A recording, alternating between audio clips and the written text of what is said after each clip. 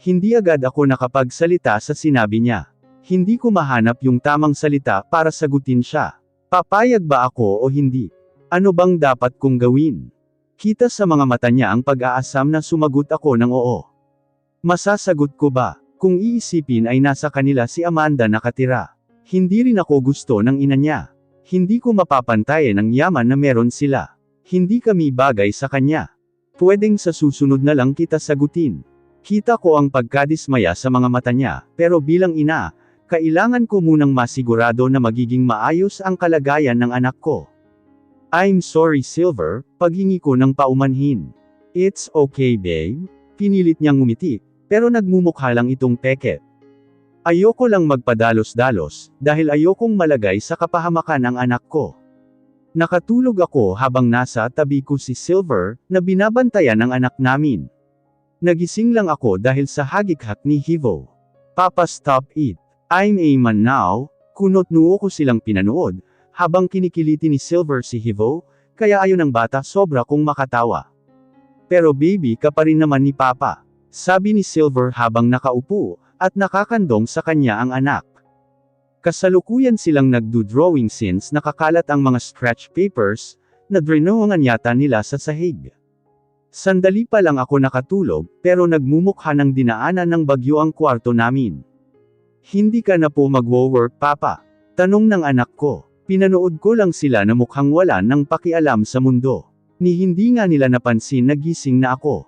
Sobrang mahal ko talaga tong anak ko, sobrang bibo. Wow about sa ama ng anak mo, Rina. Mahal mo rin. Parang may kung anong nagtanong sakin sa isipan. Namula ako sa naiisip. Ang harot. Napailing na lang ako.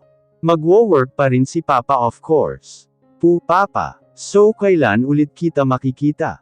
Natarante si Silver, nang makita ang mga luhang nagbabadyang tumulos sa mga mata ng anak. Everyday kang dadalawin ni Papa. Kayo ni Mama. Don't cry son. Akala ko ba big boy ka na? Pinunasan ng anak ang mga luha, at dahan-daang tumungo sa ama. Napaka-baby niya ngayon. Big boy na po Papa. Promise mo po Papa na everyday ka dadalaw sa amin ni Mama Yes. Pangako ni Papa. Niyakap ni Hivo ang ama nito. Ang ganda nila panoorin. Nakakagaan sa puso bilang ina. Tumingin sa gawi ko si Silver. Good morning babe, sabi nito at senanyasan ako na lumapit sa kanila. Good morning Mama. Good morning anak. Mama, I'm okay na po. Uwi na po tayo. Tumayo pa siya at tumalon-talon. Halatang masaya ito. Gusto kong maiyak nang makita siya na ganito kasaya. Tanging ang papa niya lang pala ang makapagbibigay sa kanya ng kasiyahan. Ngumiti ako at lumapit sa kanya. Lumuhad at hinawakan ang mga maliliit niyang mga kamay. Kayakap nga si Mama. Natawa ako nang gigil na gigil niyang yakapin ako. Tumingin ako kay Silver, at nakita siyang masaya na nakatingin sa amin. Na-miss ni Mama yung baby niya Mama hindi na po ako baby. I'm a big boy now. Nakasimangot na sabi niya kagaya kung paano sumimangot ang ama niya. Hamaba pa ang nguso nito na hinalikan ko. Sobrang kaba ko nung mga nakaraang araw. Hindi ako mapakali. Nakahinga lang ako ng maluwag ngayon, lalo na makita ang sigla niya. Halos gabi-gabi ko pinagdadasal na sana maging maayos na ang kalagayan niya. Hindi ka baby. Paano yan? Ayaw ni Mama na hindi kanya maging baby Sabi ko dito. Okay fine Mama. For you, kahit big boy na ako, forever akong magiging baby mo. Tila napipilitang sabi niya. How about kay Papa? Pagsingit ni Silver sa usapan. Napatingin sa kanya si Hivo, at napakamot sa ulo ang anak namin na ikinatawa ko.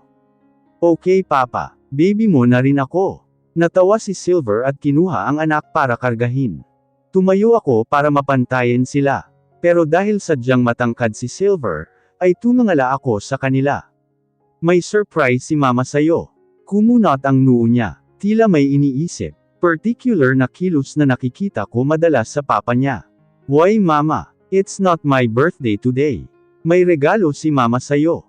What is it Mama? Lilipat na tayo ng bahay.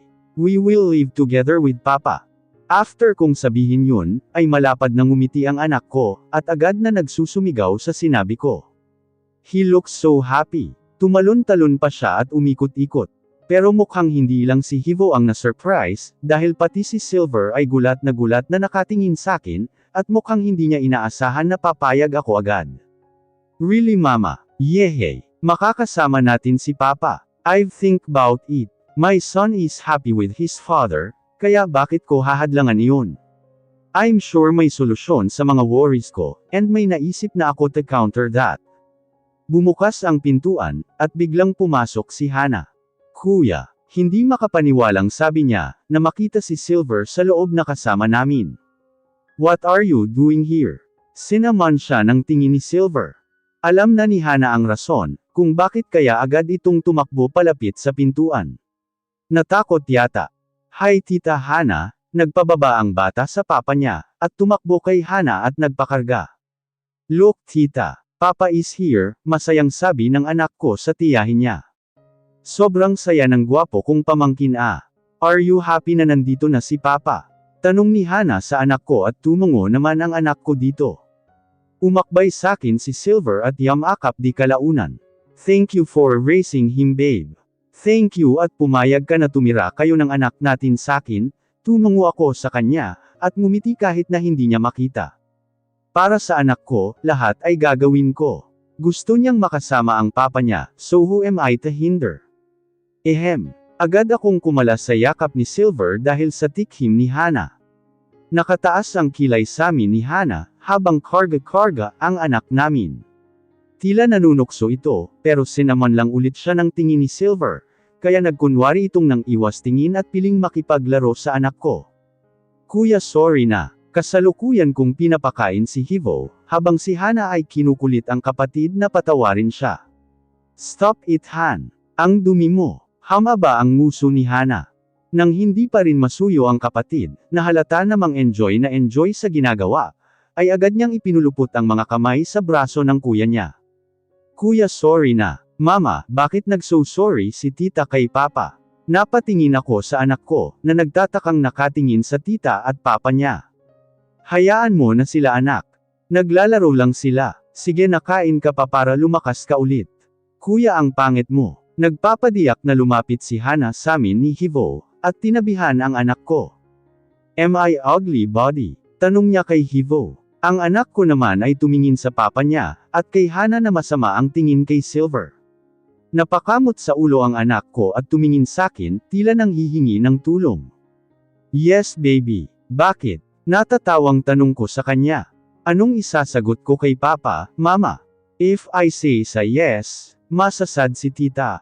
But if I say no si papa naman ang masasad. Bulong niya sakin pero halata namang narinig ng dalawa. Ganito katalino ang anak ko. Na tinitimbang ang lahat. Oh my God. Kuya. Ang talino ng anak mo. Natutuwang sabi ni Hana. Pakis nga sa baby namin. Kinuha ni Hana ang bata sakin, at pinupag ng halik. Nagmana sakin tila proud na sabi ni Silver na puno ng pagmamahal na nakatingin sa anak. Natumatawa dahil nakikiliti sa ginagawa ni Hana. Kasalukuyan kong inaayos ang mga gamit ni Hivo. Babayaran ko pa ang bills mamaya. Okay na naman siya sabi ng doktor, kaya pwede na kaming umuwi. Babe, ano? Pakibantayan muna si Hivo. Sabi ko, saan ka babe? Hihingin ko lang sana yung bills, para makapag-withdraw ako sa bangko. No babe. Ako na ang bahala dyan. Pero, let me do that Rina. Let me pay for our son's hospital bills. Hayaan mo akong makabawi sa kanya. Hayaan mo akong makabawi sa inyo. Seryosong sabi niya. Nakakahiya. I forbid you to feel that with me. Bakit ka mahihiya sakin? You're the mother of my child. Both of you are my responsibility. Hindi ako nakapagsalita sa sinabi niya. Natameme ako, habang siya ay nakadirekta na nakatingin sa mga mata ko. Seryoso, walang bahid ng biro. What? Masungit na tanong niya. Kumurap ako ng ilang beses bago umiling. Mahihiya pa aanakan pa naman kita. Ano? Nagulat ako sa narinig. Wala. Anong wala? May narinig ako Pumunta ako sa harapan niya, pero umiwas siya ng tingin, at namumula ang mga tenga. Wala nga akong sinabi, umiwas ulit siya. Bale nakatalikod na siya sakin ngayon. Bakit hindi mo ako matingnan? Hama ba ang nguso ko, dahil nahihilo na ako kakaikot? Wala, wag mo nang alamin, sabi pa niya. Ganoon, sige wag mong sabihin, hindi na kami titira kasama mo. Pananakot ko, babe. Humarap ulit siya sakin. This time seryoso na kaya ako ang napa-atres. Bakit? Humakbang siya nang humakbang ako, hanggang sa nasa malapit na siya sakin. Ang ganda mo, sabi niya. Kung kanina siya ang namumula, ngayon ako na. Ang sarap mong halikan. Dumungaw siya at unti-unting nilapit ang ulo sakin. Parang Korean novela lang, yung i-slow mo lahat. Yung nasa malapit na ang labi niya sa labi ko, ay agad kong itinulak ang mukha niya gamit ang palad ko. Gumising ka Silver, hindi to Korean novela. Sumimangot siya at napatalon ako sa gulat, nang tumawa ng malakas si Hana. Grabe, really like you Rina. Tumawa pa siya, kaya inamban siya na babatukan ni Silver. Tumakbo si Hana papalapit kay Hivo na busy kakanod ng Paw Patrol. Bakit galit ka? Yan pahiya ka. Pang-aasar ni Hana sa kapatid kaya natawa ako. Mama, I'm excited, bulong ni Hivo sakin at mukhang narinig ni Silver, dahil natawa ito habang nagmamaneho. Are you happy son? Tanong ni Silver sa anak. Opo papa, at agad itong tumingin sa labas ng bintana, at tinatanaw ang mga bahay na nadadaanan namin sa kalsada. It's been a week nang makalabas si Hivo sa hospital. Papunta kami ngayon ni Silver sa kondo niya. Doon na muna kami titira. Mas gusto ko dun kesa sa bahay kung nasan si Amanda. I'm sure, kung doon kami, it will be a chaos. Napatingin ako kay Silver nang bigla niyang hawakan ang kamay ko. What are you thinking babe? Tanong niya. Amanda, ikling sagot ko. What about her? Kunot noong tanong niya pabalik. I've been thinking kasi na oras na malaman niya na may anak si Silver sakin, baka sugulin niya kami ng anak ko at awayin. Baka magalit siya oras na malaman niya ang tungkol sa anak natin. Concern na sabi ko sa kanya. Bakit siya magagalit? Labas na siya sa buhay ko and besides, poprotektahan ko kayo. Napatingin ako sa kanya. Somehow, dahil sa sinabi niya ay nakampante ako. Ayokong mangyari ang bagay na ikakalagay sa anak ko sa kapahamakan. Papa, sa bahay niyo po ba tayo titira? Singit ni Hivo sa usapan. Halatang excited itong anak namin kasi ilang beses na niyang inulit na tanungin ang papa niya, about sa bagay na yan. Anak sa kondo tayo ni Papa titira. Hindi doon sa bahay niya. Sabi ko at sinulyapan si Silver. Why po mama? Paano ko ba ipapaliwanag sa anak ko, na hindi pwede dahil may ibang babae sa bahay ng papa niya? I'm sure maguguluhan at magtataka ito dahil bata Kasi hindi pwede, tanging yun na lang ang sinabi ko. I don't understand mama. Are we not allowed na tumira sa house ni papa? Bakit si Annie sa house nila sila nakatira? Kasi anak, sa house ni papa. Pinapagawa pa ni papa ang house natin, body. Singit ni Silver sa sasabihin ko kaya hindi na natuloy. Oh, I see. Parang matanda na sagot ni Hivo. Minsan talaga, tung batang ta pag may naisip ang tanungin, hindi tumitigil hanggat walang makukuhang sagot. After a week na pamamalagi namin sa bahay, unti-unti na ring bumalik ang sigla ni Hivo, pati na ang timbang nito. Pamayat kasi siya nung nasa hospital. Sa recovery ng anak namin, halos hindi na rin humihiwalay si Silver sa bata. Masaya rin ito araw-araw, dahil doon na rin natutulog ang ama niya sa bahay. Wala rin si Divine, kaya kami lang tatlo doon sa loob ng isang linggo. Ano, sa guest room na lang kami ni Hivo matutulog. Sabi ko sa kanya. What? Why? Kunot noong tanong niya. Tanda na hindi niya nagustuhan ang sinabi ko. Anong why? Alangan naman magtabi kami. Sa bahay kasi ay sa guest room siya natutulog. Pagtulog na si Hivo, saka siya lilipat sa guest room. Pinapalipat ko siya, I mean kahit ayaw niya. Anong why? Alangan naman magtabi tayong tatlo. Sabi ko at nag-iwas ng tingin. Yes. Why? May mali ba dun? Is he serious? Of course mali. I mean, yes may nangyari na sa amin but. So gusto mo na tabi tayong tatlo. Hindi ba halata? Pagsusungit niya.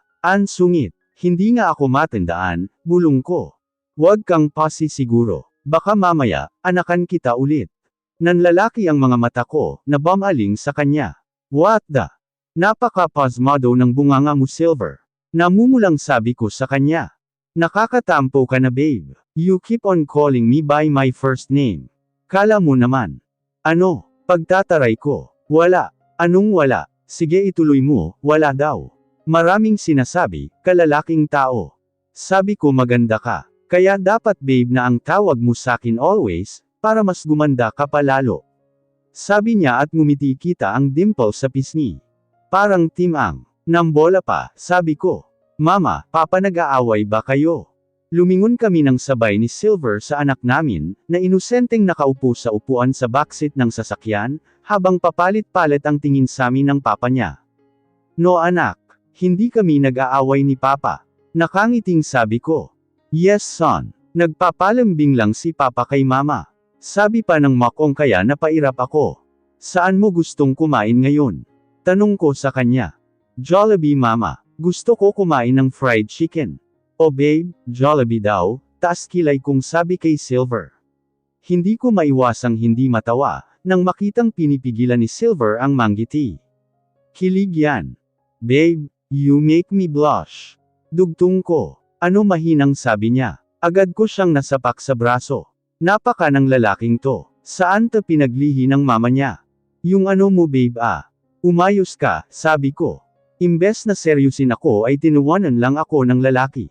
Drive-thru tayo. Tanong niya. Tumingin ako sa anak ko, na ngayon ay pinapakialaman ng cellphone ng ama niya. Pumasok na lang din tayo sa mall. May bibilhin ako sandali, saka balak ko na rin mag-grocery dahil last time nung dinala namin ang gamit namin sa kondo niya, ay puro beer in can ang laman ng refrigerator niya. Mama, Papa, tumingin ako sa anak ko nang tawagin niya kami. Can we watch this? Ano yan? Patingin nga anak. Binigay niya sakin ang cellphone ni Silver, at nakita ang tinitingnan niya kanina. It's a cartoon movie, and it's showing now in cinema. What is it? Tumingin ako kay Silver na gustong malaman ang tinutukoy ng anak. Cartoon movie. Pwede ba daw? Oh, of course. You know what? Let's do that. Mag-family date tayo ngayon. Narinig yata ni Hivo ang ama dahil nagsusumigaw ito sa tuwa. It's a first time for him na lumabas kasama ang ama, para mamasyal. Thank you Papa, thank you Mama, sabi niya. You're welcome anak, son. Sabay na bigkas namin ni Silver, kaya nagkatinginan kami. Natawa si Hivo at tumawa din kami dahil doon, kaya natawa na lang din kami sa reaksyon niya. Nasa loob na kami ng Jollibee, at ako na ang nagpresenta na pumunta ng counter para mag-order. Dala ko ang pitaka ni Silver na binigay niya kanina. Mukhang seryoso siya nang sabihin niya na siya na ang bahala sa lahat ng gastusin namin mag-ina. Kahit sinabi ko na hati kami sa lahat. Nasa malapit na ako at nang binuksan ko ang laman ng wallet niya, ay halos lumuwa ang mga mata ko. Puro cards at pera na sa tingin ko ay 6 na buwan kong sweldo sa kanya. Seryoso bata? Puro dollars, sinubukan kong hanapin yung mga tao na pamilyar ako, pero hindi ko makita. Wala siyang 1K, 500, 200, 150. Diyos ko, ano bang akala niya sa Pinas? Dollars ang currency ng pera. Nilagay ko na lang ang wallet niya sa bag, dahil baka dikwaten pa sakin. Sayang. Kinuha ko ang sarili kong wallet, at hinanap yung mga taong inaasam ng bayan. Hinugot ko ang 1,000, at binayad after kong sabihin ang order ko. Bumalik ako agad at naabutan ang dalawa na naghaharutan. Mahigit 1 linggo pa lang nakasama ng anak ko ang ama niya, ay close na ito agad sa kanya. Nakikita ko rin kung gaano kaalaga si Silver sa anak. Nung minsan nga nanadapa ito habang tumatakbo at sinasalubong siya galing trabaho, ay halos isugod na niya ito sa hospital. Oo kung minsan ang drama niya. Pero naiintindihan ko, dahil hindi rin naging madali sa kanya na malaman na may anak pala siya, nang hindi man lang niya nalalaman. Yan kasi kung saan-saan din ideposito ang semilya. Mama, si Papa O, sumbong ng anak ko na tawang-tawa, habang pilit na lumalayo sa ama. Ang pawis mo na anak, kinuha ko agad ang bimpo ko, at agad na pinunasan ang pawis niya kahit na may aircon naman. Tapos na, tanong ni Silver habang kinukuha si Hivo sa harapan ko. Kinarga niya ito at inupo sa tabi niya. Yes, kinuha ko ang wallet niya, at ibinigay sa kanya. Wallet mo, sabi ko. Yan lang ba ang pera mo sa pitaka? Kunot noong tanong ko, wala ba siyang pera natin dito? Hindi ba siya aware na nasa Pilipinas tayo? Napakamot siya sa batok niya, at alang-inang ngumiti. Yes babe, nasa bangko lahat ang pera ko. Bakit? Kulang pa ba? Aalis muna ako para mag-withdraw, or I'll call my assistant to withdraw para dalhin niya dito. Ha! Kumurap ako ng ilang beses. At naguguluhang tinignan siya. Anong kulang sobra pa nga yung pera niya dyan. Ang akin lang, wala siyang cash sa wallet at puro cards. Ayos lang naman ang cards, pero kasi, hindi naman sa lahat ng oras ay cards yung gagamitin mo pambayad. Paano na lang sa palengke? Kung sa bagay mukhang hindi uso sa mga mayayaman ang mga ganoon. Hindi. Ano sobra to lahat? Sige na itago mo na babe. Baka dikwatin ng masasamang nilalang. Sabi ko. Keep that babe. Okay, ano? No. Hindi pwede, sabi ko. Sige na, itago mo na lang yan. After all ikaw na magbabudget lahat. Sabi pa niya. Sobra to babe. Kahit yung isang card lang. Grabe siya. Sige itapon mo na lang ang iba kung di mo tatanggapin. Imbes na kukunin ko yung isang ATM niya sa wallet, bigla akong napatingin ng wala sa oras sa kanya. Hindi ako makapaniwala sa sinabi niya. Seryoso siyang nakatingin sa akin. Malayong malayo sa malambing na silver. Mukhang wala akong choice kundi sundin siya, dahil baka siya mismo ang magtapon nito. Bakit ganito ka kung magtiwala sa akin? Paano kung hindi ako mabuting tao? Paano kung manggagamit ang ina ng anak mo? Tanong ko sa kanya. Sapat na sakin babe na makitang magalang at maayos ang kalagayan ni Hivo, para masabi kong mabuting ina ka. Na mabuting tao ka. Seryosong sabi niya na tumagos hindi lang sa puso, pati na sa buong pagkatao ko.